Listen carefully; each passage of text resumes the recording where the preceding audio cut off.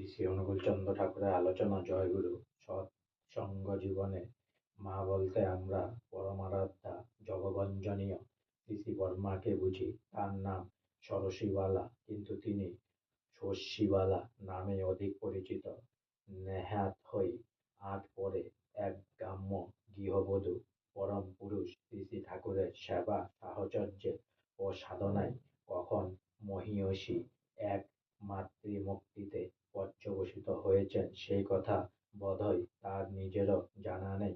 বিবাহিত জীবনের প্রথম থেকে আরম্ভ করে শেষ পর্যন্ত তিনি ছিলেন নববধূর মতো অবগুণ্ঠিতা ও সলজ্জ ভক্ত সৎসঙ্গী। সাধারণ সেই অসাধারণ স্নিগ্ধ সৌন্দর্যের পরিপূর্ণ দেবী মুক্তির প্রতি আকৃষ্ট হয়ে ছুটে আসত তার সান্নিধ্য পেতে, প্রণাম করে ধন্য হতে।